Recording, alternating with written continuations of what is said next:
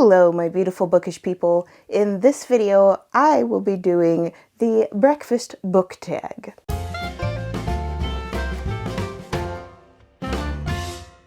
So, if you followed me on Instagram, you'd know that this was one of the things for my channel that went into a vote. And it was in between the drunk book tag and this one barely squeaked by one vote. So if you'd like to participate some in what I put up on my channel, go follow me on Instagram at TheBookishSock. Anyways, the breakfast book tag, I believe, was created by Kathy Trithart, and I found out about the tag through Eric over at Break Even Books. So I saw him do it and I'm like, you know what? That sounds like fun. So here we are. Prompt number 1, coffee/tea. Hot but not scalding, as in naughty but not too naughty. And a book that makes me think of a scene that's naughty but not too naughty is Assassin's Quest by Robin Hobb. Now, there are a couple other scenes in the other books as well that I think would qualify, but this book in particular, since it's the third book in the series, I'm not going to tell you what exactly happens, but if you know, you know, and it's kind of a heart-wrenching scene for you and the main character. Prompt number 2, Bagel. A plot so good that you don't even notice the holes in it. And for that, I'm going to go with The Space Between Worlds by Micaiah Johnson. Now, I should also clarify that this book really doesn't have glaring plot holes. It's just, there are inherently plot holes with time travel since we don't know how that works yet, and it makes me think of questions, and most of which were answered in this book. And I think it was covered really well because usually I hate time travel in shows. And there isn't specifically time travel, but there is cross-dimensional travel, and everything's happening at the same time concurrently, supposedly, but it's just a thing that makes me think a lot, and this is a book that makes me think about those things. I don't think it impacts the story whatsoever, but these questions do come up in my head as I'm reading. Prompt number 3, cereal. Best consumed quickly, and for this I'm going to go with Far Sector by N.K. Jemisin. This is a comic book series that follows a Green Lantern, and if you've never followed any of the Green Lantern lore stuff before, it is eventually explained in the series, but I think it happens like 4 comics in or something like that. Anyways, one, I'm really glad that I found the series and that I'm reading it right now and that it's still coming out, but I'm really sad that I can't binge read all of it together, so I would prefer to have read this all quickly together, so that's why it's here on cereal. Prompt number 4, toast. Something that gets a little bit dark, and I'm gonna go with Legendborn by Tracy Deonn. Let's see how many tag videos this book makes it into this year and all the years because I love this book so much. I can't really go into too much detail as to how it gets dark because that definitely contains spoilers. Let's just say that it's very much a woo moment, because at some point in the book there is implied rape. It does not go into detail on the scene, but then just, I can't tell you more than that, but Legendborn by Tracy Deonn, toast, yes, yes. Prompt number 5, Oatmeal, a book that makes you feel nice and warm. And for this, I'm gonna go with The Girl Who Speaks Bear by Sophie Anderson. This book is based off of a bunch of Slavic folklore, and in this book we cover found family, and I am a sucker for that trope, and just the way in which the folk tales are woven together I've never seen before, because part of it is a story based off of the folk tales, and you stop every other or every few chapters to learn a new folktale that weaves its way into the main plot of the story.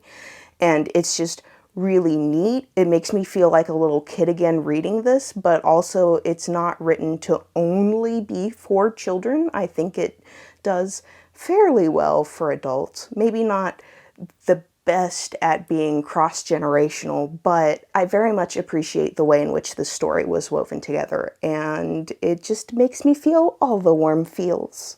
Prompt number 6, juice. Pick a book with a cover based off of the color of your favorite drink for breakfast, and for this, I could go with a few different things here, but I really like blueberry juice. 1, because I can make blueberry curd with it. 2, because it's also good to drink. 3, because I also love a blue Moscow Mule, which is just Moscow Mule, but make it blueberry. And there are just so many applications in which I love blueberries. So blue, we're going with Amari and the Night Brothers by B.B. Alston. I will have a separate video coming out about this book soon because it unseated my all-time favorite middle grade book as my new favorite middle grade book. So be looking forward to that. Also, there are a lot of other blue books in my library, so let's do some honorable mentions with Neverwhere by Neil Gaiman, The Ocean at the End of the Lane by Neil Gaiman, The House in the Cerulean Sea by T.J. Klune, The Graveyard Book by Neil Gaiman, and The Deep by Rivers Solomon.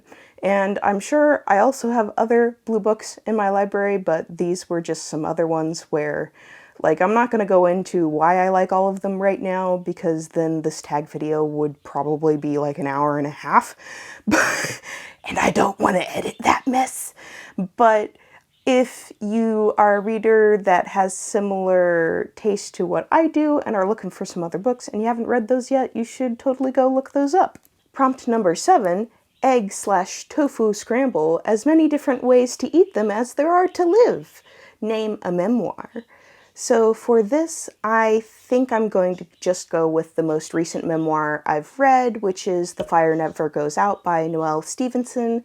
Yes, the same creator behind the Netflix show She-Ra, which I really need to watch. It's really neat to follow her story because she covers a lot of mental health along the way, and she's kind of had this project up on her blog where at the end of the year she kind of does a little synopsis including her mental health and big life events that happened during that time. And in this book, she weaves those all together really well and goes more into depth about how her life has changed over the years. And I thought it was really neat. So if you are interested at all in a memoir in graphic novel style, then I'd highly recommend checking this book out. Prompt number 8. Fancy pastries, something that you may not read all the time, but you're really glad you did when you do. And for me, that's going to be horror thriller, and one of the most recent reads I've had for that is Burn Our Bodies Down by Rory Power. I also really loved Wilder Girls when it came out because it's kind of magical, very mysterious, very set in the real world with a creepy spin on what's actually happening. And while they are YA novels, I feel like as an adult, they aren't as young as some YA can tend to be, and I still really love their stories.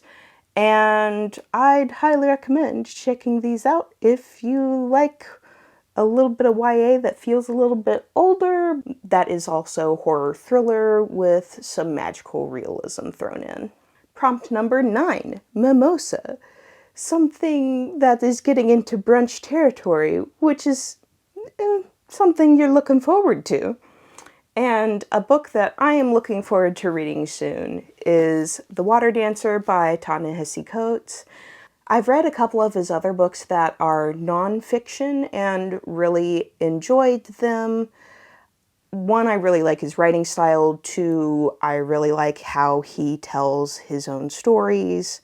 And I believe this is his first foray into fiction.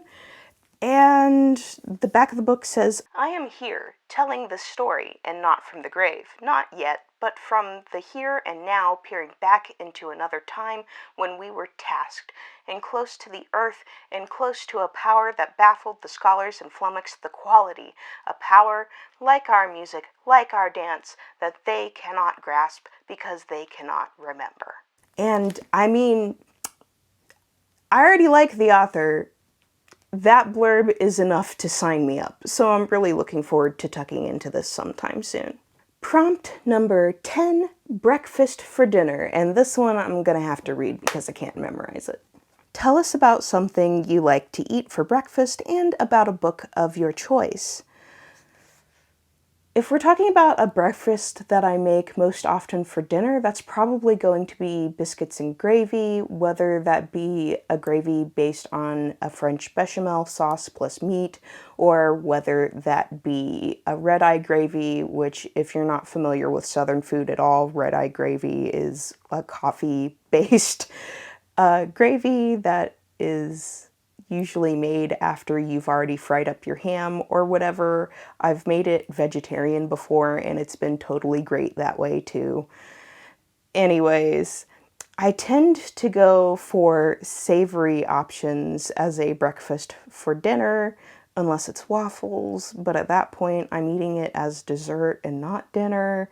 But both of these options are very rich, very savory, and they stick with you for a while. So let me think of translating that into book terms. And in that respect, it makes me think of a chunky book that has a lot of development and world building and character building. And for this, I'm going to go with a series I haven't often talked about on my channel. And for this, I'm going to go with the Licanius trilogy by James Islington. I made the mistake of trying to read this series at the same time as reading through The Wheel of Time, and the magic systems aren't the same, but they were kind of similar, so now I have part of the plot lines jumbled in my head, and right now I'm reading through The Wheel of Time again to get just its plot line and magic straight, and then I'll go back and reread the Licanius trilogy, because there's some really cool ways that magic work in this system, and we have memory loss of a character trying to figure out who he is again, and these people that can use this magic that kind of caused a war before and has since been banned, but they're over here like, I'm born with it, what am I gonna do? So I guess I'm just gonna go about my business now, and just, it's a fun series. It's a chunky boy, but I have it on audiobook and I really enjoyed the audiobooks for it. If I could pick up a physical copy now, I probably would so I could annotate it. But that's my choice for breakfast for dinner. And that wraps up the end of this tag, other than if I tag other people, which if you're watching this, tag, you're it. I'm so excited to see other people's take on this tag. Please do let me know if you do it, that way I can go watch it. And if you've made it this far in the video, leave me an egg emoji down in the comments, or just comment the word egg, and I will see you in the next video. Bye!